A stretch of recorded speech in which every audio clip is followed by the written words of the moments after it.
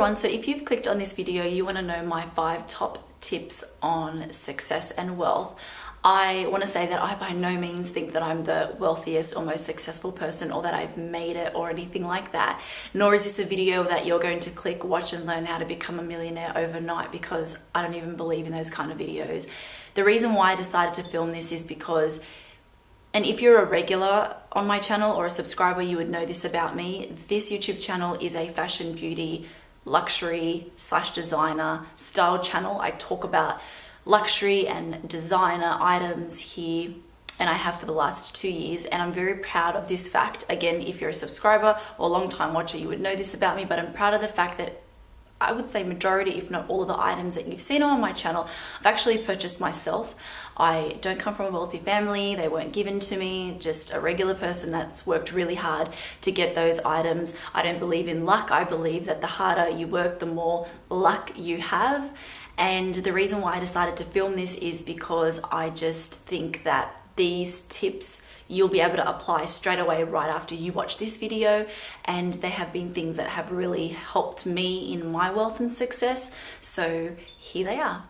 So my very first tip, and please do not skip past this or roll your eyes or feel like you know it and you've heard it before, because you probably have, yet so many people don't apply it, and that is to be positive. So your life is made up of 2 things mainly, and that is positive things and negative things. Regardless of the field we're talking about, whether it's work or home life or relationships, you've got positive things and negative things.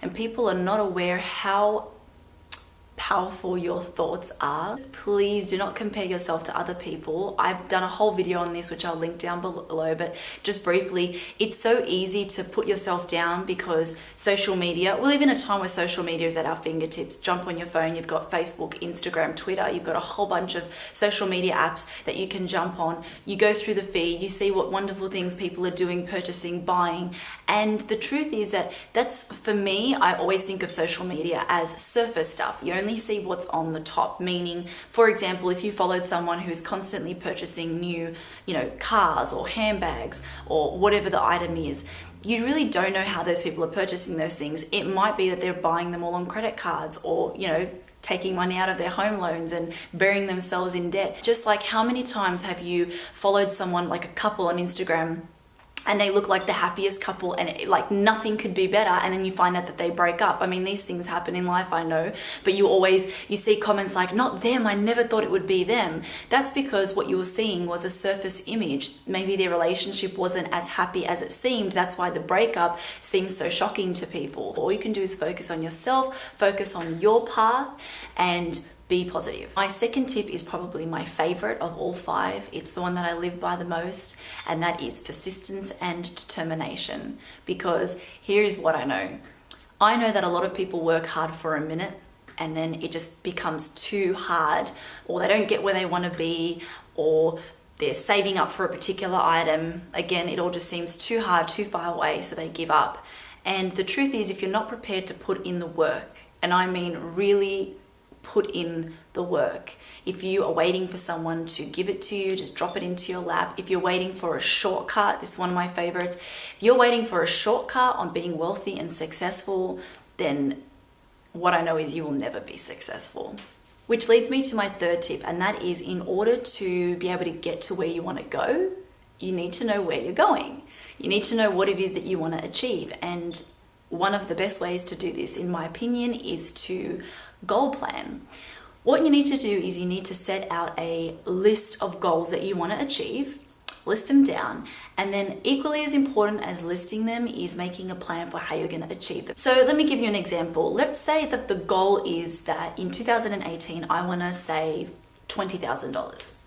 So that's the goal, and then you need to make a plan on how you're going to achieve it. So the plan might be, for example, firstly, I'm going to set aside a certain amount of money every week from my weekly salary until I reach $20,000. The plan might also be that from now on, I'm going to pack lunches every day for work, or 3-4 times a week, in order to save money instead of eating out. It could be, again, I'm going to make, a coffee at home instead of purchasing a coffee out. all the little things add up. Every dollar counts, as my mum always says. So that's an example of the plan of how you're going to achieve $20,000. If you just list things, I want to drive a Porsche, I want to save $20,000, I want to buy investment property, but you don't have a plan on how you're going to do it, then again, you're never, in my opinion, it's not that you're never going to get there. For some people, it might be that way, and for other people, it's going to take a lot longer than it needs to. So tip 4 is a little bit similar to tip 1, and that is controlling your thoughts. Now, this is something that's really hard to do because we have so many thoughts going on in our mind, even in just a single day. As I mentioned in tip 1, you've got positive thoughts, you've got negative thoughts. You know, thoughts are a very interesting thing because sometimes thoughts are just things that go on in your mind, and other times they're things that you say. You know, for example, if you say to someone, how are you doing today? You had the thought of saying it before you said it. So it's magnified. I believe that there's a lot of power in thoughts, in writing your thoughts down. Again, this is why tip 1 was positivity and tip 4 is controlling your thoughts, because if you only realize how powerful they are, then you're going to try to control them and make them as positive as possible. Try to control your emotions. We all have feelings of self-doubt, fear, not being sure. A couple of ways that you can do this: find a healthy outlet, see the bigger picture. This is important. Forgive your emotional triggers, don't react right away, and also, as we've been talking, replace your thoughts. Tip number 5 is based around the quote, "You are your environment." They say that you are, or you end up like the 5 most closest people that you hang out with, so you need to choose your friends wisely. Surrounding yourself with like-minded people is going to do amazing things for yourself and for your energy. I'm going to give you an example.